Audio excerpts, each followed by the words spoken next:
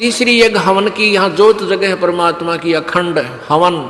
हवन पुण्यात्माओं, जैसे अभी तक आपने देखा ये ऋषि लोग गेर का लकड़ क्यों कह के घर तक जा था, राजाओं ने पटा लिया करते, धनिया ने उन्हें कह देते अच्छा हवन करो, वहाँ गेर के 2-3 धड़ी लकड़ी और ठोके जान दे लोटे पर घी के स्वाहा स्वाहो पाटो पकड़े। अब उसमें क्या था दोस्त, वो अच्छी बात है हवन करना, लेकिन वो तरीका प्रॉपर नहीं। न्यूकार ने आंधा न्योतर 2 बुलावे, अगर आंधे का निमंत्रण दोगे 2 आवेंगे 1 की बजाय।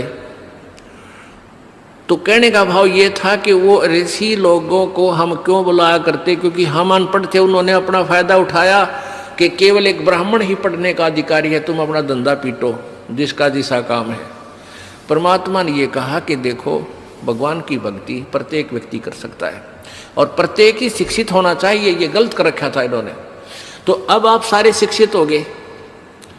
अब मालिक ने जो खेल खेला है, ये समय इंतजार किया है कि अब अपनी प्यारी आत्माओं को अपनी महिमा में अब बताऊंगा और सारे सबका समझ में आवेगी।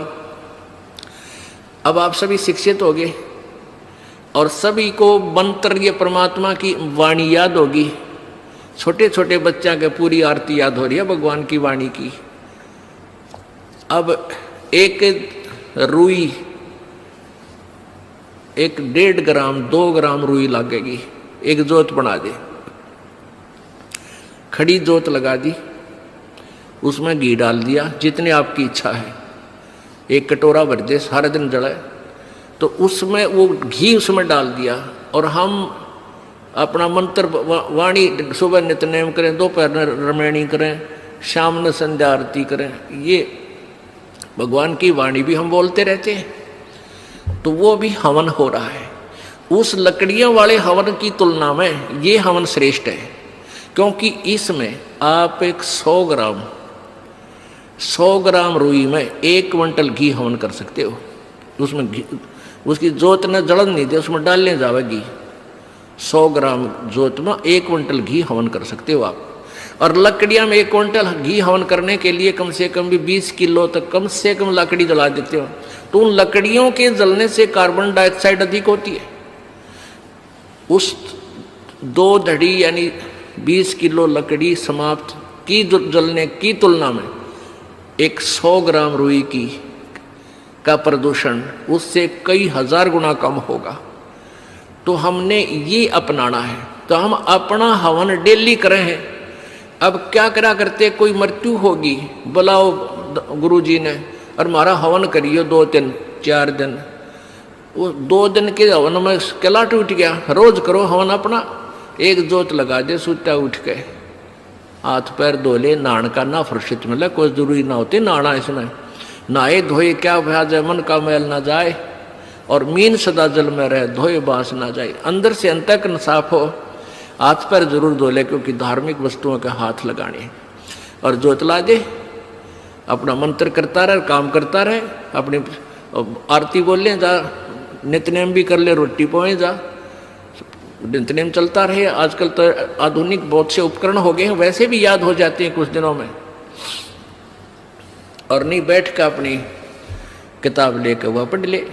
अब हवन हो गया तो हम अपना काम आप करेंगे। जो बात बनेगी, किसी के बच्चा हो जाता था तो उसने क्या कहा करते, 7 दिन तक तुम, जैसे पहले ज्योति तो सभी जलाते थे, तो क्या कहते थे, 7 दिन ज्योत नहीं जलानी तुमने, 13 दिन।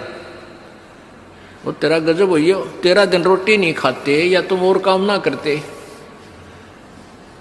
और किसी की मृत्यु हो जाती है उसमें भी ऐसे कहा करते थे। जैसे जन्म होने पर तो वो जब तक वो छठ ना होती इतने कहा करते, मृत्यु के बाद कहते हैं 13 दिन तक आपने कोई धार्मिक क्रिया नहीं करनी। है तेरा गजब हो। परमात्मा रोटी रोज खा रहे हो, किसी दिन भी ना छूटती, ठीक है। कोई प्रिय की मृत्यु हो जाती है, रो पीट के दोपहर तक ना खाओगा, शाम में खानी पड़ेगी, रो पीट के रोटी खानी पड़ेगी। तो ऐसे ही भक्ति परमात्मा का हवन ज्योति डेली आरती रोज करनी है, चाहे दुख हो चाहे सुख हो। ये परित्याग नहीं करना, ये भूल है हमारे। अब जो प्रसंग चल रहा है वहीं आते हैं फिर। अब पांचों यज्ञ आप कर रहे हो, एक यज्ञ धर्म की, दूसरी यज्ञ ध्यान और तीसरी यज्ञ हवन की। यहाँ जितने भी जैसे पाठ चल रहे हैं, अगर 150 पाठ हैं तो 150 ज्योति जला दी जाएंगी और 3 दिन तक अखंड ये ज्योति जलेंगी। हवन हो रहा है। फिर जो अन्य भी कोई अपनी ज्योति जगवाने के लिए दान करते हैं, उनकी अलग से ज्योतियाँ जलाई जा रही हैं। वो दिन रात पूरे महीने चलती हैं, पूरे वर्ष चलती हैं। तो ये एक तीसरी यज्ञ हवन की, चौथी यज्ञ प्रणाम और 5वीं यज्ञ ये तत्व ज्ञान की। इन 5 यज्ञों और ओम नाम के मंत्र की कमाई को हम इस ज्योति निरंजन के पास छोड़ देंगे। हम क्या करते रहे, हम पहले ओम नाम का जाप करते, ये 5 यज्ञ करते, उसका फल हम स्वर्ग, महास्वर्ग, ब्रह्मलोक में जाकर नष्ट कर देते ये पुण्य। फिर पाप के लिए नरक में जाते, फिर 84 लाख योनियों में धक्के खाते। अब परमात्मा से हम की वाणी से हमें ज्ञान हो गया कि इस कमाई को हम वेस्ट नहीं करेंगे।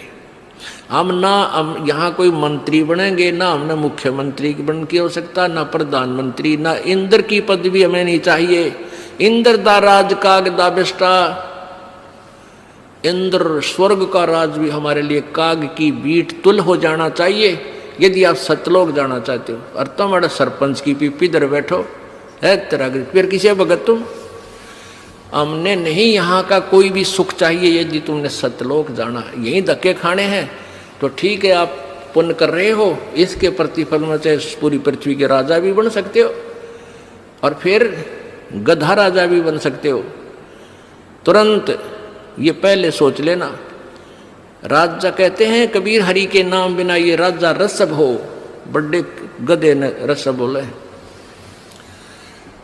हमने यहाँ से पीछा छुटवाना पुण्यात्माओं, इस बात को कति अपने पल्ला गांठ लगा लो, यानी दृढ़ निश्चय कर लो, दृढ़ संकल्प कर लो कि भगवान फिर बोर्ड के इस गंदे लोक में जन्म ना हो।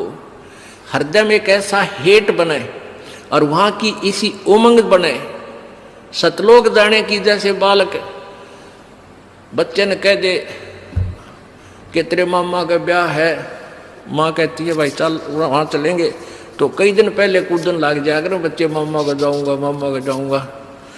तो ऐसे ही हमने सतलोक जाने की उमंग भर जानी चाहिए। अगर आपके हृदय में यह पक्की दस जाती है कि वहाँ सतलोक है, वो सच्चा सुख सतल है, हमारा मूल स्थान वहाँ है, हमारे वहाँ पहले के कुछ साथी भी वहाँ रहे हैं जो हमारे की तरह बेवकूफ ना बने।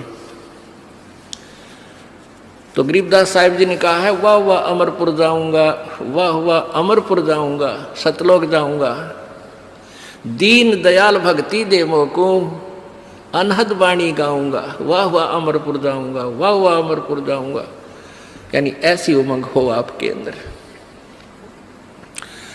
तो ऐसे ये 5 यज्ञ जब होगी तो 5 यज्ञों का प्रतिफल और ओम नाम की जो कमाई है हम यहाँ नहीं लेंगे, कत्ती भी नहीं लेंगे। चाहे हमने आपका तो बेरना परिदास तो थूके भी नहीं आके इस राज और पाठ और 21 ब्रह्मांड भी दे तो भी नहीं चाहिए। हमने तो झंझट मिटवाना संग जन्म का। 4 मुक्ति जहाँ चंपी करती माया होरी दासी, और दास गरीब अभय पद पर से वो मिले राम अविनाशी।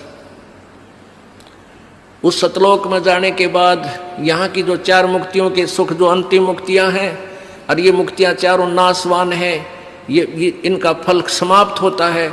और वहाँ की वो ये सुख जो तुम यहाँ चाहते हो, जो अंत में नष्ट होते हैं, वो कभी नष्ट नहीं होते। वहाँ ये भी सुख मिलेंगे।